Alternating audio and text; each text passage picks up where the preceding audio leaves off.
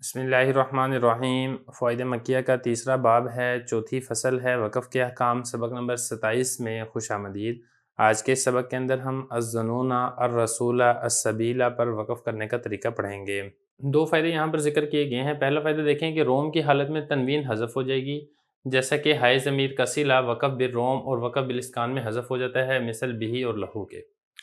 دیکھیں بتانے یہ چاہ رہے ہیں کہ وقف بالروم میں جیسے میں نے آپ کو کہا تھا نا کہ اس میں آپ نے حرکت کا تہائی حصہ ادا کرنا ہے، تو یہاں پہ سوال یہ پیدا ہوتا ہے کہ اگر تنوین ہے، دو زیر ہیں یا اسی طریقے سے دو پیش ہیں اور آپ اس پر وقف بالروم کر رہے ہیں، تو آیا جو حرکت کا تہائی حصہ ادا کیا جائے گا تنوین کی صورت میں، وہ تنوین کا تہائی حصہ ادا کیا جائے گا یا پھر ایک ضمہ اور ایک کسرہ کا تہائی حصہ ادا کیا جائے گا؟ تو حضرت فرما رہے ہیں کہ ایسا نہیں ہے، تنوین کا تہائی حصہ ادا نہیں کیا جائے گا، بلکہ آپ نے تنوین کو حذف کر دینا ہے، اور تنوین کو حذف کرنے کے بعد جو پیچھے ایک کسرہ یا ایک ضمہ باقی رہے گا، یا دوسرے لفظوں میں ہم کہیں کہ ایک زیر اور ایک پیش باقی رہے گی، آپ نے اس کا تہائی حصہ ادا کرنا ہے۔ تو یہ ایک اصول آپ ذہن میں رکھیں، اگر آپ وقف بالروم کر رہے ہیں دو پیش اور دو زیر کی صورت میں، تو تنوین حذف کر کے جو ایک حرکت ہے، ایک زیر ہے یا ایک پیش ہے، اس کا آپ تہائی حصہ ادا کریں گے۔ پھر مصنف رحمہ اللہ تعالیٰ نے تنوین کو ہائے ضمیر کے صلہ کے ساتھ تشبیہ دی ہے، یعنی وقف بالروم میں جس طریقے سے تنوین حذف ہو جاتی ہے، بالکل ایسے ہی اگر آپ ہائے ضمیر پر وقف بالاسکان کر رہے ہیں تو اس کا صلہ بھی حذف ہو جاتا ہے۔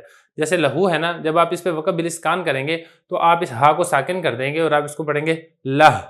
اسی طریقے سے بہی ہے، جب آپ اس پر وقف بالاسکان کریں گے تو اسکان کا مطلب یہ ہوتا ہے ساکن کرنا، لہذا اس کا جو صلہ ہے یعنی اس کی جو حرکت ہے، یہاں پر حاضر ہی ہے اور اسی طریقے سے یہاں پر ہا الٹا پیش ہو ہے، اس کو آپ ساکن کر دیں گے اور اس کو پڑھیں گے لہو سے لہ اور اسی طریقے سے بہی سے بہ۔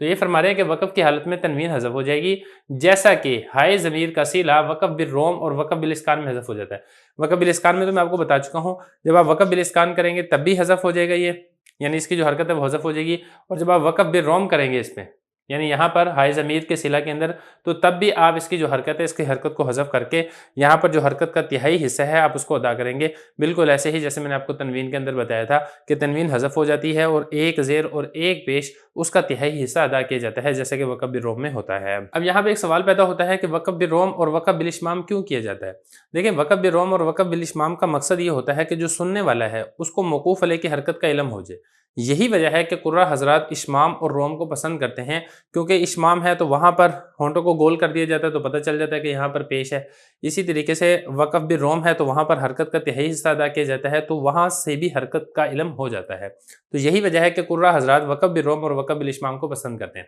پھر ایک بات آپ یہاں پر یہ سمجھیں کہ جو وقف بالاشمام ہے یہ ایک پیش اور دو پیش کے اوپر تو ہوتی ہے، فتح اور کسرہ کے اوپر یہ وقف بالاشمام نہیں ہوتا ہے۔ وجہ یہ ہے کہ وقف بالاشمام میں ہوتا ہے ہونٹوں کو گول کرنا، اور ہونٹوں کو گول کرنا یہ ایک پیش اور دو پیش پر تو ہو سکتا ہے، ایک زیر یا دو زیر یا ایک زبر اور دو زبر کے اوپر ہونٹوں کو گول کرنا ممکن نہیں ہے، اس لیے وقف بالاشمام صرف ایک ہی صورت کے اندر ادا ہوتا ہے۔ پھر اگلا سوال یہاں پر یہ پیدا ہوتا ہے کہ وقف بالروم وہ تو ایک پیش دو پیش پر بھی ہوتا ہے، ایک زیر اور دو زیر کے اوپر بھی ہوتا ہے، ایک زبر اور دو زبر کے اوپر وقف بالروم کیوں نہیں ہوتا؟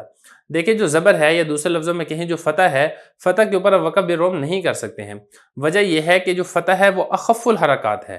کیونکہ جب آپ فتح پر روم کریں گے تو یہ اپنی خفت کی وجہ سے وہ پہلے ہی بہت ہلکا سا اور خفیف سا ہوتا ہے، اب اس کا ایک تہائی ادا نہیں ہو سکتا۔ جب آپ اس کا ایک تہائی ادا کرنا چاہیں گے تو وہ پورے کی پوری حرکت ہی ادا ہو جائے گی، اسی لیے فرمایا کہ جو وقف بالروم ہے وہ ایک زیر دو زیر اور اسی طریقے سے ایک پیش اور دو پیش کے اوپر کیا جاتا ہے، ایک زبر دو زبر کے اوپر وقف بالروم نہیں ہوتا ہے۔ اس کے بعد جو اگلا فائدہ ہے، اس اگلے فائدے میں حضرت نے چند کلمات ذکر کی ہیں جن کلمات کے آخر میں الف ہے، لیکن اس الف کا اصول یہ ہے کہ اگر آپ وقف کریں گے تو تب تو آپ اس الف کو پڑھیں گے، اگر آپ وقف نہیں کرتے ہیں بلکہ اس کو آگے ملا کر پڑھتے ہیں تو پھر اس صورت میں الف نہیں پڑھا جائے گا۔ مثال کے طور پہ الظنون، الرسول، السبیل،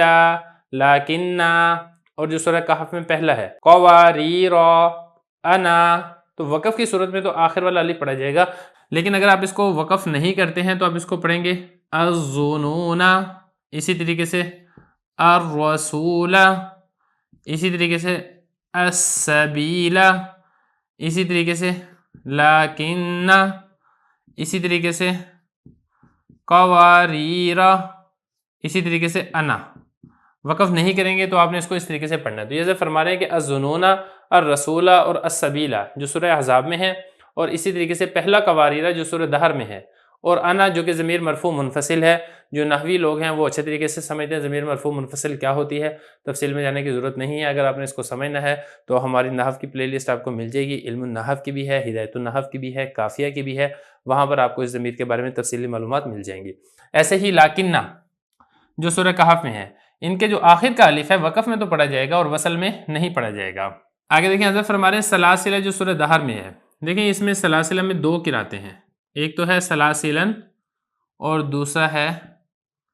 سلاسلہ۔ اصل میں سلاسلہ کے بارے میں اختلاف ہے کہ آیا یہ منصرف ہے یا پھر غیر منصرف ہے۔ نحو کی ایک اصطلاح ہے، آپ کو معلوم ہے کہ جو منصرف ہوتا ہے اس میں جو نصب کی حالت ہوتی ہے وہ فتح اور تنوین کے ساتھ ہوتی ہے۔ اگر تو اس کو منصرف پڑھیں تو اس کو پڑھ جائے گا سلاسلن، اور جو غیر منصرف ہے آپ کو معلوم ہے کہ اس کے اوپر تنوین نہیں آتی ہے، اس کے اوپر ایک فتح آتا ہے، تو اس کو پڑھا جائے گا سلاسلہ۔ تو بہرحال دونوں قراتیں اس کے اندر، اگر تو یہ ہونا منصرف والی قرات، تو جب اس کے اوپر وقف کیا جائے گا تو آپ کو معلوم ہے کہ اگر دو زبر ہوں یا اسی طریقے سے تنوین ہو دو فتح کے ساتھ، آپ اس کو اس طریقے سے کہہ لیں، بات ایک ہی ہے، اس میں جب وقف کیا جاتا ہے تو پھر تنوین کو حذف کر کے آخر میں الف پڑھ دیا جاتا ہے، تو جب وقف کریں گے تو اس کو پڑھیں گے سلاسلہ ایک۔ اور دوسرا یہ ہے کہ اگر اس کو غیر منصرف سمجھا جائے تو غیر منصرف ہے تو پھر آخر میں تو الف نہیں ہوگا بلکہ اس کو آخر میں ساکن کر دیا جائے گا اور اس کو پڑھا جائے گا سلاسل۔ تو یہ فرما رہے ہیں کہ سلاسلہ جو سورہ دہر میں ہے وقف کی حالت میں دو صورتیں جائز ہیں۔ ایک تو یہ ہے کہ اس بات الف کو ثابت رکھیں، یہ اس وقت ہوگا کہ جب آپ سلاسلہ کو منصرف پڑھیں گے، تو سلاسل جب دو فتح ہیں تنوین ہے، جب وقف کریں گے تو آخر میں الف باقی رہ جائے گا۔ اور دوسرا یہ ہے کہ حذف الف اس وقت ہوگا جب آپ اس کو منصرف نہیں بلکہ آپ اس کو غیر منصرف شمار کریں گے۔